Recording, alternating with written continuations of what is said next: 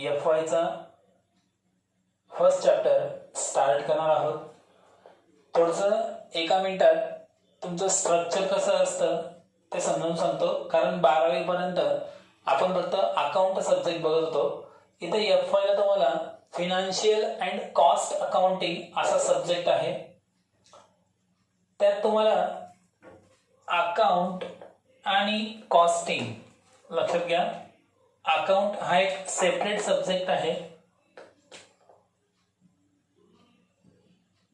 Account आणि अजून एक राहणार आहे कॉस्टिंग.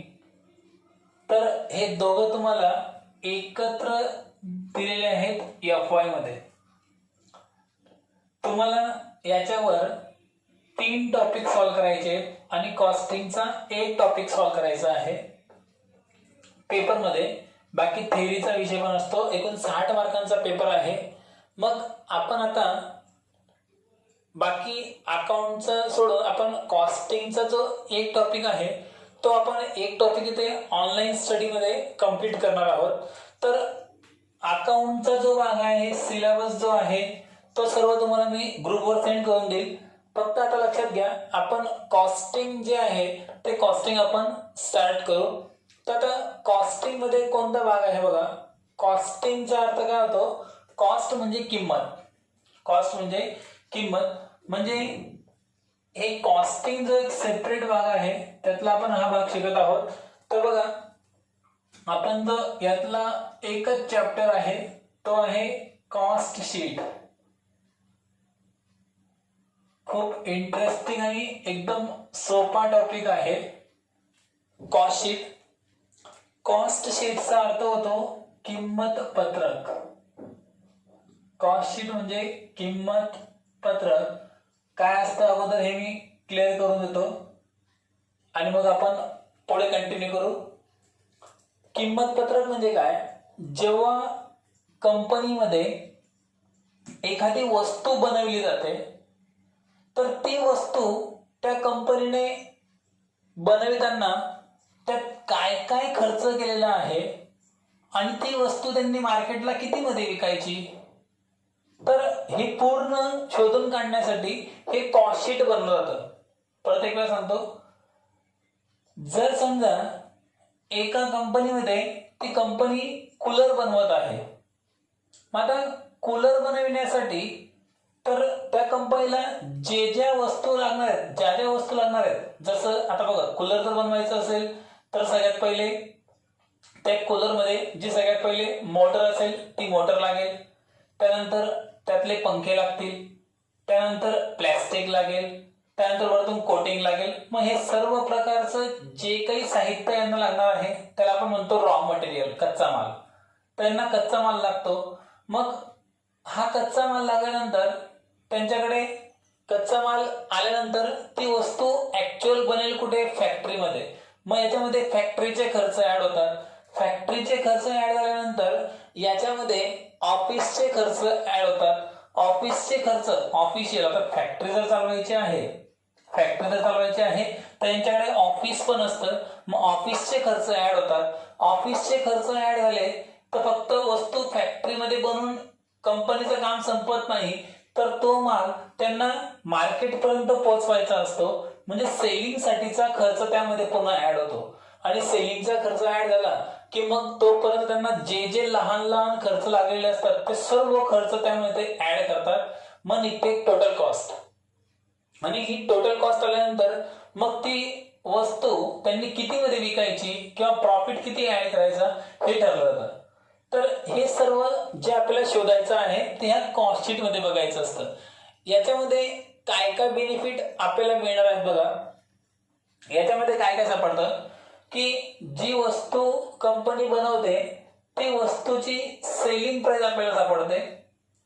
कोणत्या वस्तूवर कोणत्या कारणासाठी आपण जास्त खर्च करत आहोत ते खर्च कंट्रोल करण्यासाठी आपल्याला ह्या कॉस्ट शीटचा फायदा होतो. त्यानंतर एकूण टोटल खर्च किती लागतोय ते समजतं किंवा एका वस्तूसाठीचा खर्च पण काढता येतो. यानंतर सगळ्यात महत्वाचं जर टेंडर असेल किंवा कोटेशन द्यायचं असेल कंपनीला. कोटेशन म्हणजे काय असतं बघा. समजा एम जी कॉलेज आहे, एम जी कॉलेजवाल्यांना समजा ह्या वर्षी मोठमोठे 100 बॅनर लावायचे असतील. आता बघा 100 बॅनर लावायचे, एक बॅनर जवळपास 2000 रुपयांचं असेल. असे 100 बॅनर जर लावायचे म्हटले तर 2 लाख रुपये त्यांना खर्च लागणार आहे, असं एक अंदाज आहे.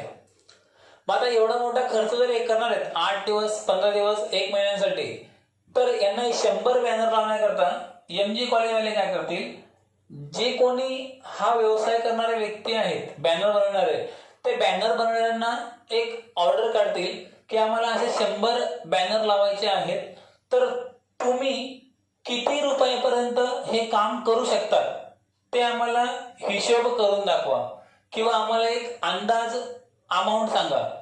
तर मग समजा एक्स वाय आणि झेड हे 3 व्यक्ती असतील. आता एक्स काय करेल, एक्स वाय आणि झेड काय करतील, 100 बॅनरसाठी जी काही फ्रेम लागणार आहे ती फ्रेमचा खर्च, बॅनरचा खर्च, त्याला पेस्टिंग करण्याचा खर्च, ते बॅनर त्याच्या शॉप पासून त्या जागेपर्यंत पोहोचविण्याचा खर्च, ते बॅनर जे कोणी लोक लावतील त्यांचा खर्च आणि त्याचा प्रॉफिट, हे सर्व ऍड करून हे एक्स वाय झेड पूर्ण डिटेल एका कागदावर लिहून त्या कॉलेजकडे सबमिट करतील. हे केव्हाची गोष्ट आहे, हे बॅनरची ऑर्डर मिळण्याच्या आधीची. मग आता समजा या एक्सने हा खर्च सांगितला 1,95,000, वायने सांगितला 1,98,000 आणि झेडने सांगितला 2,01,000. या प्रकारे यांनी ही माहिती त्यांना प्रोव्हाइड केली. तर याला म्हणतात कोटेशन. कोटेशनचा अर्थ समजून घ्या, व्यवहार पूर्ण होण्या अगोदर जे एक इस्टिमेट अंदाजपत्रक असतं त्याला कोटेशन म्हणतात. तर हे कोटेशन ते केव्हा काढू शकतात, जेव्हा त्यांना प्रत्येक वस्तूची किंमत माहिती असेल तेव्हा ते कोटेशन काढतील. मग कंपनीमध्ये पण अशी डील होते.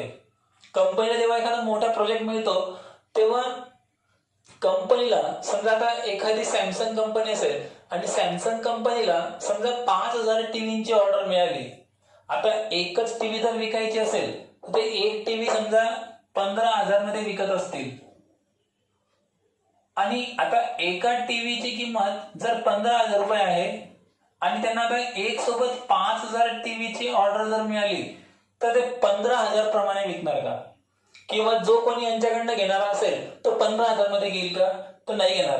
तर यासाठी कंपनी काय करेल, ज्यांना हे 5,000 टीव्ही परचेस करायचे असतील त्या लोकांना कोटेशन काढून देतील. त्यांना ते कोटेशन म्हणजे अंदाजपत्रक काढून देतील आणि हे अंदाजपत्रक काढताना ते काय करतील, कंपनी काय करेल, 1,000 टीव्हीला समजा एक टीव्ही बनवायची असेल तर त्यांना समजा 1,000 रुपयांचं मटेरियल जर लागत असेल तर मग 5,000 टीव्ही बनवायला 50 लाखांचं मटेरियल लागलं पाहिजे अंदाज. पण यांची पण जी परचेसिंग राहील ती स्ट्रॉंग झाल्यामुळे जेव्हा त्यांना एका टीव्हीसाठी 1,000चं मटेरियल लागेल तर ते एक सोबत जर 5,000 टीव्हीचं मटेरियल जेव्हा खरेदी करतील तर त्यांना नक्कीच इथे काहीतरी किंमत कमी होऊन जाईल. त्यावर कमी होईल बघा. एक छोटं उदाहरण सांगतो. आपण जर किराणा दुकानावर 1 किलो साखर जर घ्यायला गेलो, जर 40 रुपये किलो साखर जर मिळत असेल तर आपण ते 40 प्रमाणे घेतले आणि जर आपण एक सोबत जर 50 किलो साखर जर घेणार तर नक्कीच रेट मध्ये काहीतरी फरक पडेल. रेट ऑटोमॅटिक काय होऊन जाईल, कमी होऊन जाईल. मग तसंच इथे कोटेशन मध्ये फरक पडतो. मग कंपनी काय करेल, एका टीव्हीसाठी 1,000 रुपयांचं मटेरियल तर 5,000 टीव्हीसाठी जे मटेरियल 50,000चं लागलं पाहिजे, 50 लाखाचं लागलं पाहिजे, ते ऑटोमॅटिक कमी होऊन जातं. मग मटेरियलचा खर्च झाला. आता बघा 15,000 रुपयांचं टीव्ही बनवायचं आहे तर यांचं जी काही आता ऑफिसचे खर्च असतील, फॅक्टरीचे खर्च असतील, सेलिंगचे खर्च असतील ते ऑटोमॅटिक कमी कमी होत जातील. कारण लक्षात घ्या, जे फिक्स एक्सपेन्सेस असतात ते फिक्स एक्सपेन्सेस म्हणजे कसे बघा, मी समजून सांगतो. दोन प्रकारचे खर्च असतात, फिक्स एक्सपेन्सेस आणि व्हरायबल एक्सपेन्सेस. व्हरायबल एक्सपेन्सेस म्हणजे बदलणारे खर्च आणि फिक्स एक्सपेन्सेस म्हणजे स्थिर खर्च, ते बदलत नाही. समजा आपण आपल्या क्लासरूम मध्ये क्लास घेत आहोत. आता क्लासचं भाडं जर समजा एका महिन्याचं 5,000 रुपये आहे, तर त्या मालकाला याचं घेणं देणं नाहीये की मी एका दिवसात 4 बॅचेस घेईल, 5 घेईल की 10 बॅचेस घेईल, किंवा मी सुट्टी पण देऊन टाकली 1 महिना, तर माझा जो खर्च 5,000 रुपये रेंटचा आहे तो फिक्स राहणार आहे, तो बदलणार नाही. इतकं क्लिअर झालं. जर समजा माझ्याकडे एका मुलाला मी 100 रुपयाची नोट्स प्रोव्हाइड करतो, जर 100 मुलं आले तर 100 प्रमाणे 10,000 रुपयांच्या नोट्स लागतील. 200 मुलं आले तर 20,000चे नोट्स लागतील. 300 मुलं आले 30,000चे नोट्स लागतील. तर बघा हा खर्च इथे बदलत जातोय. तर जो बदलणारा खर्च तो व्हरायबल एक्सपेन्सेस झाला. आणि जे रेंट आहे ते रेंट फिक्स राहतंय. मग मुलं 100 येऊ द्या, 200 येऊ द्या, 400 येऊ द्या, 500 येऊ द्या, खर्च बदलत नाहीये, त्याला फिक्स एक्सपेन्सेस म्हणतात. इतकं क्लिअर झालं.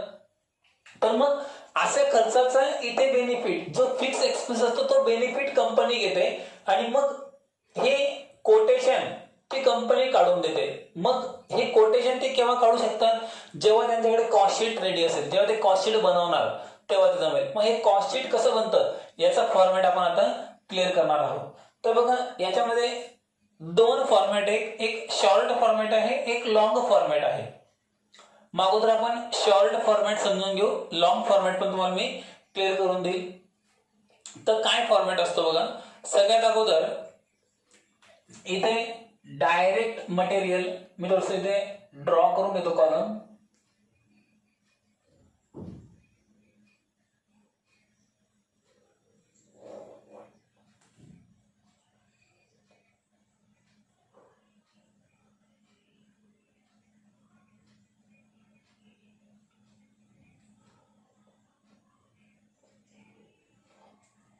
बघा हे कॉस्ट शीट आहे. इथे लिहायचं असतं पर्टिक्युलर्स आणि इथे असते अमाऊंट. आता बघा जर तुम्हाला एका युनिटची किंमत जर काढायची सांगितली असेल तर हा पर युनिटचा कॉलम पण इथे घ्यायचा असतो, पर युनिट. पण तो जेव्हा येईल तेव्हा आपण क्लिअर करू. आता याला आपण इनर कॉलम मानायचा आहे. तर बघा आता फॉर्मॅट कसा आहे. सगळ्यात पहिले इथं घ्यायचं असतो डायरेक्ट एक्सपेन्सेस. सगळ्यात पहिले घ्यायचा असतो डायरेक्ट एक्सपेन्सेस. आता डायरेक्ट एक्सपेन्सेस इथे डायरेक्ट मटेरियल घ्यायचं असतं, कारण अगोदर मटेरियल लागेल नंतर खर्च लागतील. मटेरियल म्हणजे आता मी समजून सांगितलं, रॉ मटेरियल म्हणजे कच्चा माल. जो काही कच्चा माल या कंपनीला लागणार आहे तो कच्चा माल सगळ्यात अगोदर लागेल, त्यानंतर पुढची प्रोसेस स्टार्ट होईल. तर अगोदर आपण घेणार रॉ मटेरियल.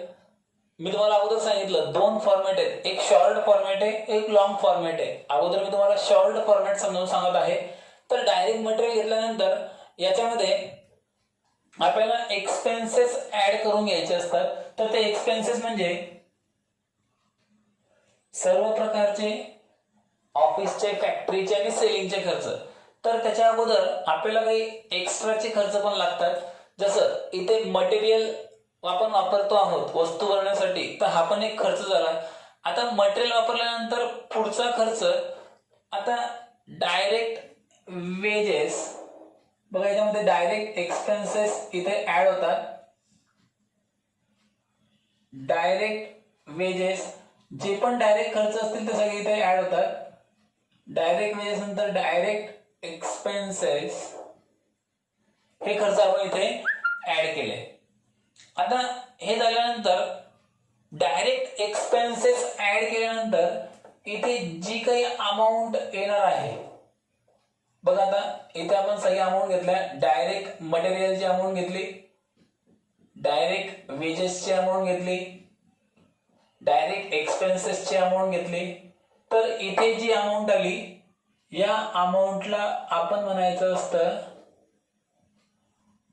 Prime cost. त्याला आपण म्हणू ए नंबर. प्राइम कॉस्ट म्हणजे मुख्य किंमत. फॅक्टरीमध्ये माल पोहोचण्याच्या अगोदर जे काही खर्च लागून जातात त्याला प्राइम कॉस्ट म्हणतात. म्हणजे मटेरियल खरेदी केलं ते मटेरियल आपण फॅक्टरीमध्ये पोहोचवतोय तेव्हापर्यंत लागणारा खर्च म्हणजे डायरेक्ट एक्सपेन्सेस, डायरेक्ट वेजेस, ते सर्व खर्च ऍड झाले की मग प्राइम कॉस्ट सापडते. प्राइम कॉस्ट सापडल्यानंतर याच्यामध्ये मग आता हा माल जो आहे कच्चा माल हा फॅक्टरीमध्ये त्या मालावर प्रक्रिया करण्याकरता तो रॉ मटेरियल कच्चा माल पाठवला जातो. कच्चा माल म्हणजे जी वस्तू आपल्याला बनवायची आहे त्यासाठी लागणारं साहित्य साधन म्हणजे कच्चा माल. तर इथे फॅक्टरीमध्ये गेल्यानंतर याच्यामध्ये आपल्याला फॅक्टरीचे खर्च ऍड करायचे असतात. Factory overheads. फॅक्टरी ओव्हरहेड्स जे बी काही असतील तर फॅक्टरी ओव्हरहेड्स इथे आपण ऍड करू. फॅक्टरी ओव्हरहेड्स ऍड केल्यानंतर पुन्हा एक अमाऊंट येईल. तर या अमाऊंटला म्हणायचं असतं factory oblique work cost. Factory oblique work cost. आता इतकं म्हटल्यानंतर आता फॅक्टरीमध्ये हा एवढा खर्च लागला. आता फॅक्टरीमधून माल बाहेर निघाला तर टोटल एवढा खर्च लागला. आता दुसरा खर्च कोणता असतो तर फॅक्टरी चालवण्यासाठी आपल्याला ऑफिस पण लागेल. मग आता तो खर्च आपण ऍड करू. ऑफिस अँड ऍडमिनिस्ट्रेटिव्ह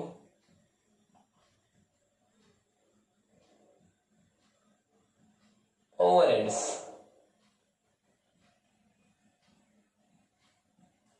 मग आता हे ओव्हरहेड्स इथे आपण ऍड केले. आता ऑफिसचे खर्च आपण ऍड केल्यानंतर जी टोटल येईल त्याला म्हणायचं असतं cost of production. Cost of production. बघा इथे ए नंबर प्राइम कॉस्ट होतं, हा बी नंबर, हा C number cost of production. आता प्रोडक्शन म्हणजे उत्पादन. उत्पादन बनून गेलेलं आहे तेव्हाची ही किंमत आहे. मग आता याच्यामध्ये पुन्हा माल मार्केटला पोहोचविण्याचा खर्च म्हणजे selling and distribution overheads. Selling and distribution overheads हा खर्च आपल्याला इथे ऍड करावा लागतो. हा खर्च इथं ऍड केल्यानंतर मग एक अमाऊंट सापडते ती डी नंबर म्हणजे टोटल कॉस्ट. टोटल कॉस्ट ही किंमत सापडली आपल्याला टोटल कॉस्ट. आता काय असतं बघा टोटल कॉस्ट सापडल्यानंतर तुम्हाला उदाहरणामध्ये टोटल कॉस्ट म्हणजे आतापर्यंत जी वस्तू आपण बनवली ती वस्तू बनवताना लागलेला खर्च ते बघा आपण अंदाजे शोधून काढू. समजा डायरेक्ट मटेरियल 100 रुपये, वेजेसचा खर्च लागला 10 रुपये, त्यानंतर डायरेक्ट एक्सपेन्सेस लागला असेल 15 रुपये, टोटल झाले 125. फॅक्टरीचा खर्च लागला असेल 25 रुपये, टोटल झाले 150. त्यानंतर ऑफिसचे खर्च असतील 10 रुपये, इथे झाले कॉस्ट ऑफ प्रोडक्शन 160 रुपये. सेलिंगचा खर्च असेल 30 रुपये. तर आतापर्यंत खर्च टोटल कॉस्ट होऊन गेला 190 रुपये. आता तुम्हाला सेल्सची अमाऊंट दिलेली असते. सेल्सची अमाऊंट तुम्हाला दिलेली असते. समजा सेल्सची अमाऊंट आपल्याला सांगितली असेल 220 रुपये. आपण वस्तू किती मध्ये बनवली 190 मध्ये आणि विकतो किती मध्ये 220 मध्ये. किती रुपये एक्स्ट्रा आपण घेतो आहोत 30 रुपये. तर हा 30 रुपये तुमचा इथे होऊन जाईल प्रॉफिट. याला म्हणणार आपण बॅलन्सिंग फिगर. हा 30 म्हणजे तो इथे आपण शोधून काढणार. हा शोधून काढला आपण प्रॉफिट. मग तुम्हाला हा प्रॉफिट शोधून काढायचा असतो. कधी कधी प्रॉफिट दिलेलं राहील, सेल शोधावं लागेल, सेल दिलं तर प्रॉफिट शोधून काढणार. अमाऊंट एकदम सोपा घेतला समजण्यासाठी. आणि इथपर्यंत हा तुमचा एकदम शॉर्ट फॉर्मॅट क्लिअर झालेला आहे. तुम्हाला अजून लिहायचं काहीच नाहीये, फक्त व्यवस्थित समजून घ्या किंवा रफ पेजवर कुठेतरी लिहत चला. फेअर बुक मध्ये काय लिहायचं नंतर सांगेल, कुठेतरी कच्च्या वहीमध्ये एवढं तुम्ही लिहून ठेवा. बाकी आपण पुढच्या लेक्चरला क्लिअर करू.